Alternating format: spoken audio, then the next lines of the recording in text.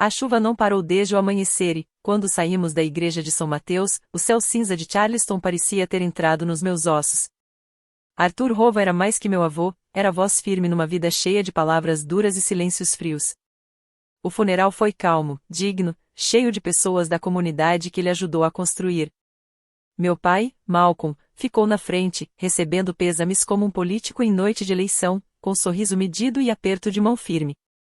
Pensei que talvez a dor tivesse amolecido ele, mas isso não durou.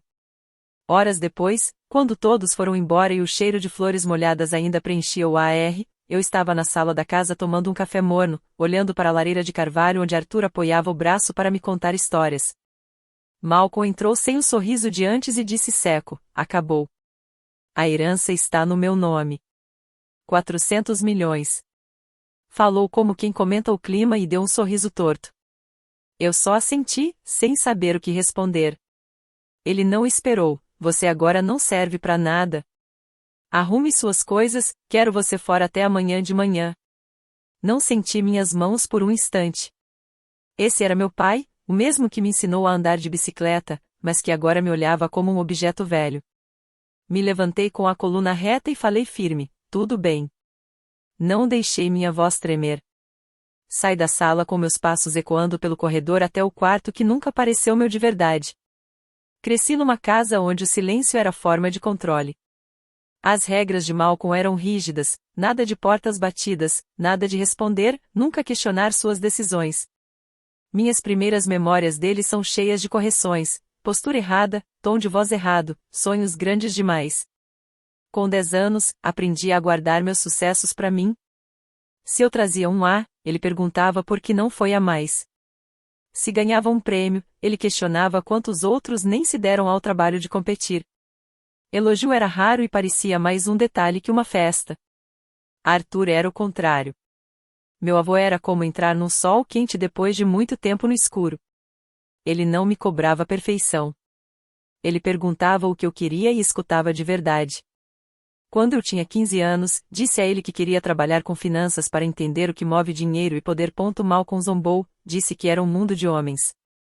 Arthur só sorriu e mandou eu aprender tudo o que pudesse. Anos depois, quando fui aceito num programa difícil de pós-graduação, Malcolm disse que era perda de tempo e dinheiro. Lembro de estar na varanda com Arthur naquela noite, carta de aceitação no colo, pensando se deveria desistir.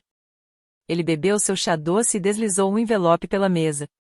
Dentro tinha um cheque grande o suficiente para pagar meu primeiro ano. Não conte a ele, Arthur disse.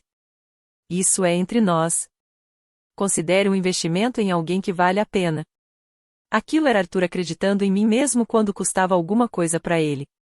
Agora, em meu quarto de infância, com a mala pela metade, pensei naquele dia e no orgulho silencioso nos olhos dele. Malcolm podia tirar minha casa, mas não podia apagar o fundamento que Arthur me deixou. Quando peguei outro cabide, algo duro se mexeu no forro da minha estante antiga. A casa já não parecia minha.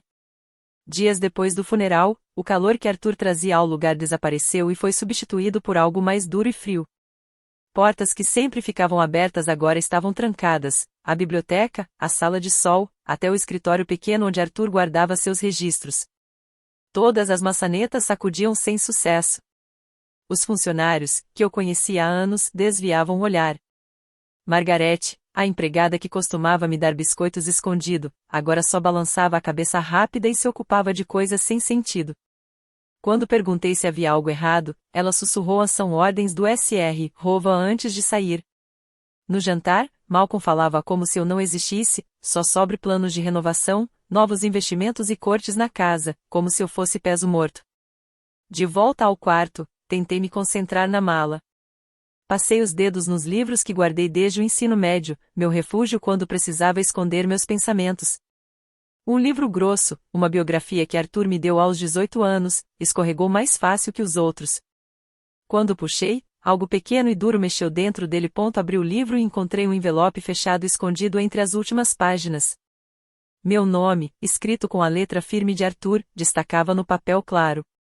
Sentei na beira da cama e abri com cuidado. Dentro havia uma folha só, com tinta fraca mas segura: o testamento protege quem protege os outros. Nenhuma explicação, só essa frase, pesada o suficiente para me parar. Li de novo, passando o dedo sobre as palavras como se pudesse sair mais sentido delas. Arthur escondeu isso para eu achar, não Malcolm nem outra pessoa. Dobrei a nota e guardei na minha bolsa, já pensando o que podia significar. O escritório de Malcolm cheirava a charuto e couro, como no tempo de Arthur, mas sem o calor de antes. Malcolm estava atrás da mesa pesada de mogno, sentado na cadeira antiga de Arthur como se sempre fosse dele. Um copo de cristal com bourbon pela metade brilhava na luz do abat-jour. Senta, ele disse, sem olhar para mim. Só levantou os olhos depois, com um sorriso torto. Imagino que já ouviu, falou como se a cidade toda já não comentasse. 400 milhões. Tudo meu. Arthur foi generoso. Sua voz não tinha luto, só o tom de quem ganhou um jogo armado a seu favor. Fiquei calada, deixando ele falar. Você já ficou confortável aqui, Calista. Mas não é mais criança. É um peso financeiro. E, para falar a verdade, você anda levando a vida na moleza. Ele disse como sentença, não como opinião. Quase ri. Eu trabalho desde os 16, paguei quase toda a minha pós graças a Arthur, não a ele. Mas discutir agora era como gritar no vento. Quero você fora amanhã de manhã, ele disse, se inclinando na mesa, sem drama, sem adeus. Essa é minha casa agora. Eu decido quem fica. Ele esperava meu abalo, um protesto, algo. Mas só senti o peso do bilhete de Arthur no meu bolso, queimando contra minha perna. O testamento protege quem protege os outros. Endireitei os ombros. Tudo bem. Sem tremer a voz, sem hesitar, levantei, me virei e saí sem dizer mais nada. Subi e terminei de guardar minhas roupas na mala de couro gasta que Arthur tinha me dado anos atrás. O envelope continuou no bolso do meu casaco, como se mover ele pudesse tirar a força que me deu naquela sala. Quando o relógio grande do corredor bateu 9 horas, minhas malas já estavam na porta. Não olhei para trás ao sair na noite fria de Charleston. Na tarde seguinte, já estava subindo as escadas estreitas de um prédio de tijolos no centro da cidade. O apartamento era pequeno, mal dava para abrir os braços sem tocar nas paredes, mas era meu. Sem portas trancadas, sem olhares me julgando. Vendi algumas joias que Malcolm tinha me dado, presentes mais de aparência que de afeto. O dinheiro não era muito, mas deu para pagar o depósito e o primeiro aluguel. Meu trabalho como analista financeira me permitia trabalhar de casa. Então montei o notebook na mesinha da cozinha e mantive uma rotina firme, tentando colocar normalidade no caos. Mesmo assim, à noite, eu me pegava pegando o envelope do bolso do casaco, relendo as palavras de Arthur, o testamento protege quem protege os outros. Não soava como algo que ele diria de forma solta, e certamente não era um recado para Malcolm. Comecei a pesquisar quietamente, registros públicos, processos de inventário, notícias antigas sobre testamentos com cláusulas estranhas.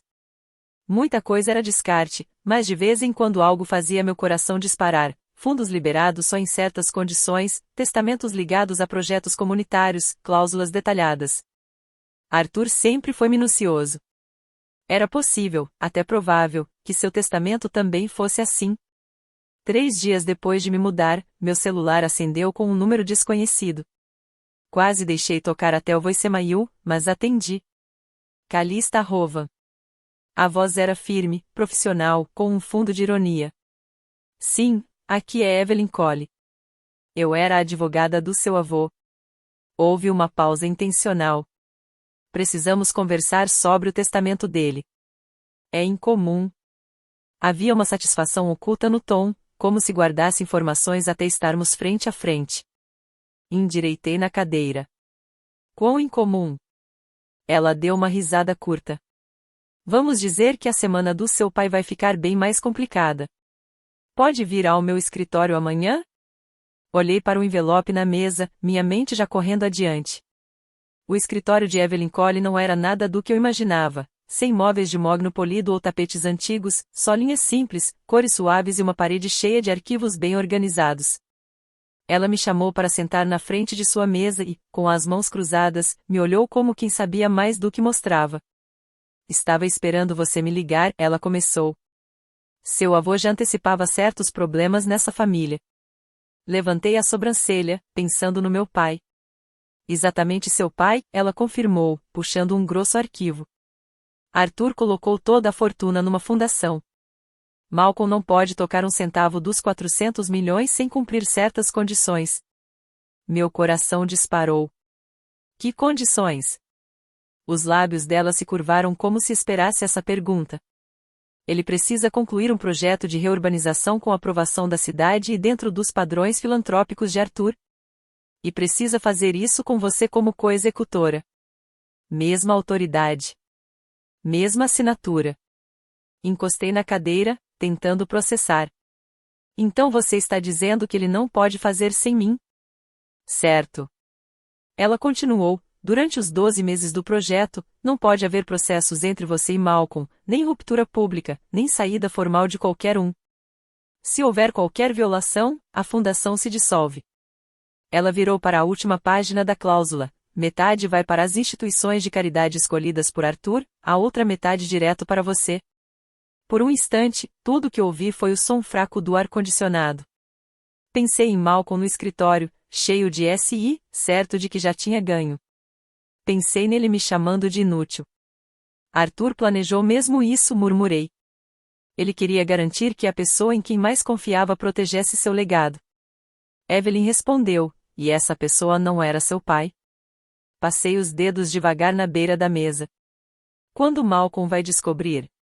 O sorriso dela se alargou um pouco, ele já descobriu. Senti um frio firme no peito, uma antecipação gelada. Então é melhor eu esperar uma batida na minha porta. Não demorou. Menos de 24 horas depois de sair do escritório de Evelyn. Houve uma batida forte na minha porta.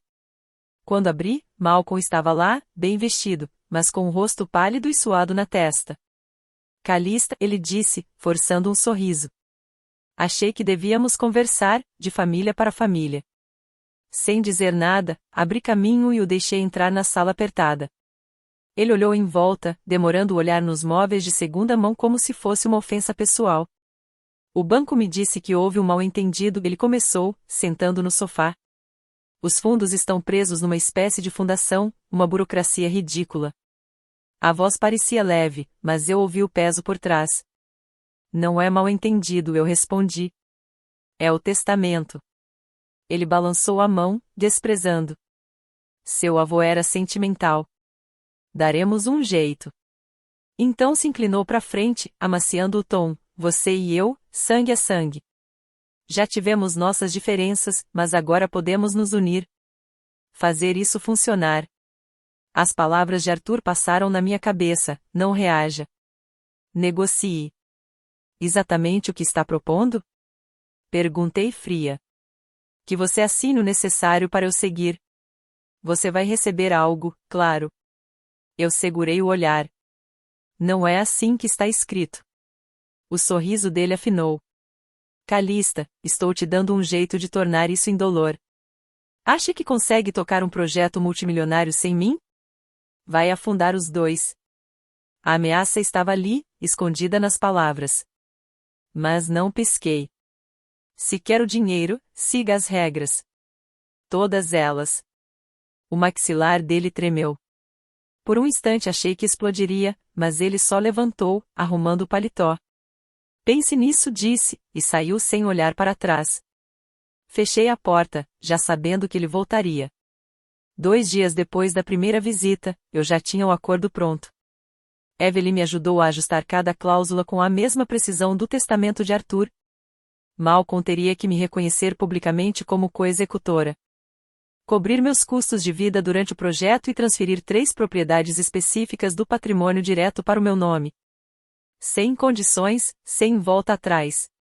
Quando empurrei o documento na mesa de Evelyn, Malcolm leu rápido e me olhou. Você não pode estar séria. Cada palavra, respondi. Ele cruzou os braços, reclinado na cadeira. Não vou assinar isso. É extorsão. Não pisquei. O testamento é que está te extorquindo. Eu só estou te dando uma saída. Na semana seguinte, ele ficou enrolando. Disse que estava ocupado, devolveu páginas cheias de riscos em vermelho, até trouxe outro advogado de terno caro. Mas o homem durou uma reunião e confirmou a verdade: o texto de Arthur era a prova de falhas. Sem minha cooperação, os 400 milhões de Malcolm estavam enterrados. Quando ele finalmente voltou ao escritório de Evelyn, estava mais calado ponto não derrotado. Mas havia um peso no jeito dele, a boca tesa. Ele pegou a caneta, girando nos dedos, e assinou cada página rápido e duro. Evelyn reconheceu a assinatura, cara neutra, mas eu vi um brilho de satisfação. Malcolm empurrou os papéis assinados, nós brancos. Espero que saiba o que está fazendo, Calista. Eu sei, respondi, guardando o acordo na pasta. Nos levantamos, o ar pesado entre nós. Ele foi embora sem me cumprimentar. A porta fechou, e pela primeira vez em anos eu senti o poder mudar de lado. Era só o começo. O terreno era apenas asfalto quebrado e mato, mas Arthur sonhava com vida, paredes de vidro de frente pro mar, salas de treinamento, espaço para feira aos fins de semana. Desde a primeira semana eu cuidei de tudo, visitava a obra todo dia, revisava notas à noite, criei contato com os funcionários da prefeitura. Quanto mais eu estava presente, mais os trabalhadores olhavam para mim como decisão final. Malcolm odiava. Chegava atrasado, queria cortar o orçamento ignorando leis e o sonho de Arthur. Quando eu negava, ele reclamava que eu era difícil. Mas nunca me tirava de fora. O testamento não deixava. A imprensa adorou, família Rowan unida pelo sonho do patriarca.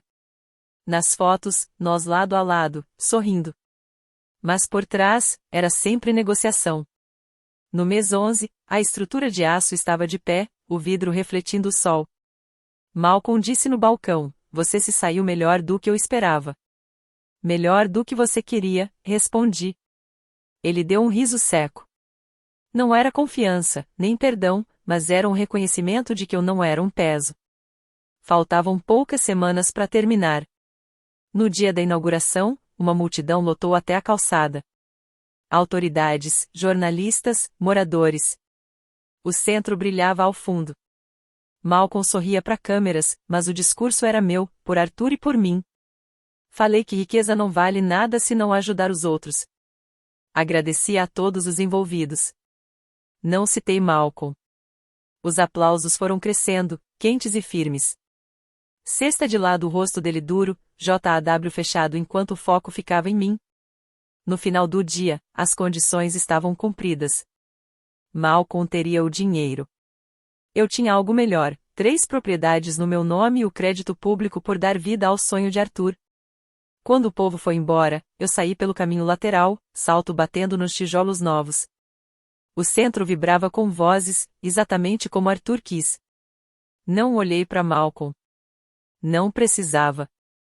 Eu peguei a parte do legado que valeu a pena e deixei o resto no passado.